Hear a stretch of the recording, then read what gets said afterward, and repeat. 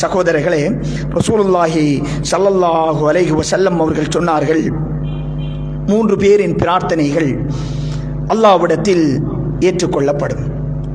அதிலே ஒருவர் முசாஃபிர், பிரயாணி.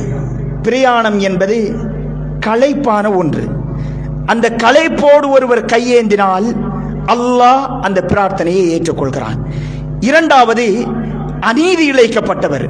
அநீதி இழைக்கப்பட்டவரின் மனோநிலை எப்படி இருக்கும்? ரொம்ப வேதனைப்பட்டிருக்கும்.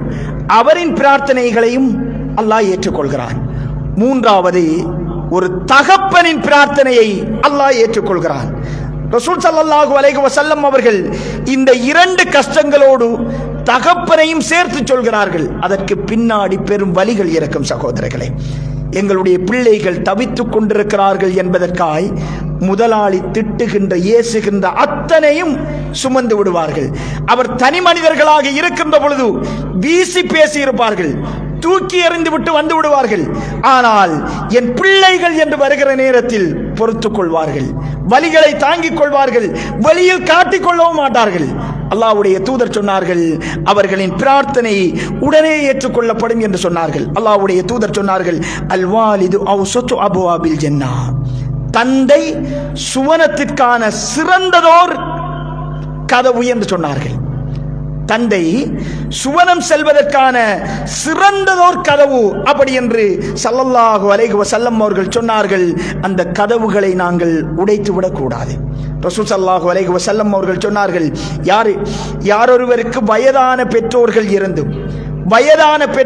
இருந்தும் அவர் சுவர்க்கம் செல்லவில்லையோ, அவரின் மூக்கு மண்ணை கவ்வட்டும் என்று 3 விடுத்தங்கள் சொன்னார்கள். வயதான பெற்றோர்கள் இருந்தும் சொர்க்கம் செல்லாட்டி பெரியோரு சான்ஸ் வயசான பெற்றோர்கள் நாங்க உயிர் வாழக்க அவங்க இருக்கிறது.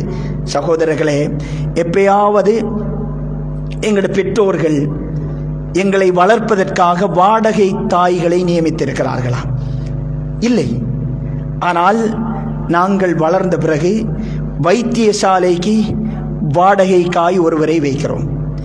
இன்னும் அவ்வப்போது பயன்படுத்துவது என்பது வேறு, தொடர்ந்தேச்சியாக பயன்படுத்துகிறோம்.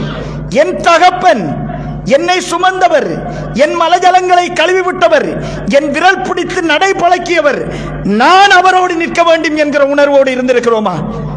நாங்கள் தந்தையின் மரணத்திற்கு கூட வர முடியாத அளவுக்கு நின்று கொண்டிருக்கிறோம்.